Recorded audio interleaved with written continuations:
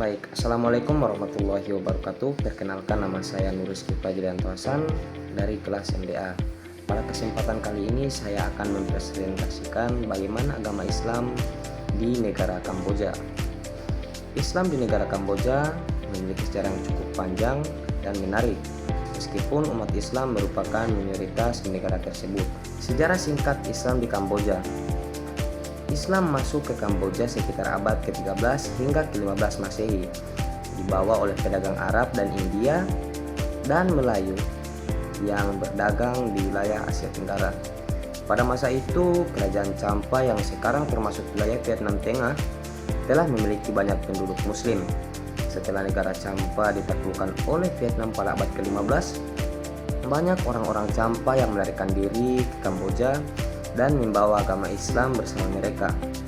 Selanjutnya ada komunitas Muslim di Kamboja. Jumlah umat Muslim di Kamboja diperkirakan sekitar 2-4% dari total penduduk, yakni berkisar antara 300.000 hingga 500.000 jiwa dari 17 juta penduduk. Mayoritas umat Islam di negara Kamboja berasal dari dua etnis utama.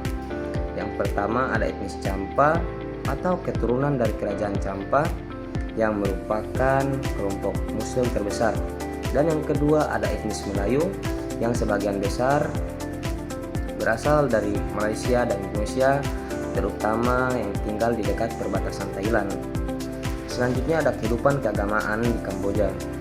Umat Islam di Kamboja umumnya menganut mazhab Syafi'i, sama seperti di Indonesia dan Malaysia.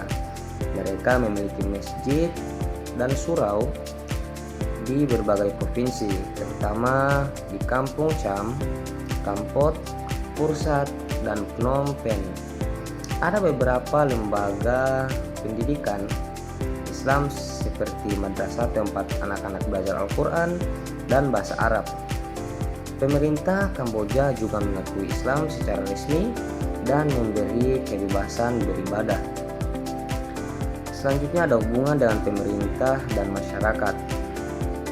Pemerintah Kamboja bawah Raja Norodom Sihanouk bersikap cukup toleran terhadap umat Islam. Dalam kegiatan sosial dan ekonomi, umat Islam hidup berdampingan secara damai dengan mayoritas umat Buddha. Umat Muslim juga memiliki perwakilan di Majelis Islam Kamboja, Cambodian Islamic Council, yang berperan mengatur kegiatan keagamaan dan hubungan dengan dunia Islam. Selanjutnya ada hubungan dunia Islam. Negara-negara seperti Malaysia, Indonesia, Brunei, dan Arab Saudi turut membantu pendidikan dan pembangunan masjid di Kamboja. Beberapa pelajar Muslim Kamboja juga melanjutkan studi agama di universitas Islam di luar negeri, termasuk di Indonesia, Malaysia, dan bagian Timur Tengah lainnya.